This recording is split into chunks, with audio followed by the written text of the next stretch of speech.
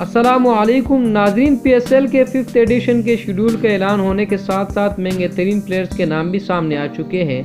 पहले 5 महंगे तरीन प्लेयर्स के बारे में आज की इस वीडियो में बताऊंगा और आप ये जानकर हैरान होंगे कि इन 5 प्लेयर्स में कोई भी पाकिस्तानी प्लेयर शामिल नहीं है। वीडियो पर जाने से पहले हमारे चैनल को सब्सक्राइब और वीडियो को लाइक ज़रूर करें।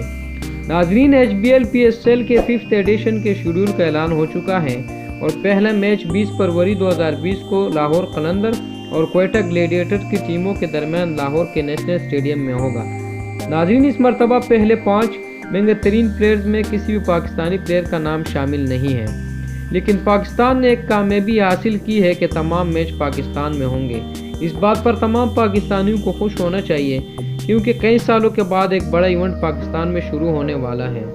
नाज़रीन, आते हैं इन 5 महंगे तरीन प्लेयर्स की तरफ। इनमें 5वें नंबर पर मोइन अली है, जिसका ताल्लुक इंग्लैंड से है। मोइन अली को मुल्तान सुल्तान ने $1,90,000 US में ख़रीदा, जो पाकिस्तानी रुपयों में तकरीबन 2,93,55,000 रुपये बनते हैं।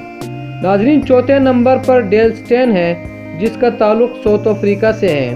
डेल स्टेन की बोली $2 लाख US में हुई, जो पाकिस्तानी रुपयों में तकरीबन 3,09,00,000 रुपये बनते हैं। डेल स्टेन को इस्लामाबाद यूनाइटेड ने अपनी टीम का हिस्सा बनाया। नाजरीन, तीसरे नंबर पर एलेक्स हेल है, जिसका ताल्लुक इंग्लैंड से है और एलेक्स की बोली $2,07,000 US में मुकम्मल हुई, जो पाकिस्तानी रुपयों में तकरीबन 3,19,81,500 रुपये बनते हैं और इसको कराची किंग ने अपनी टीम का हिस्सा बनाया।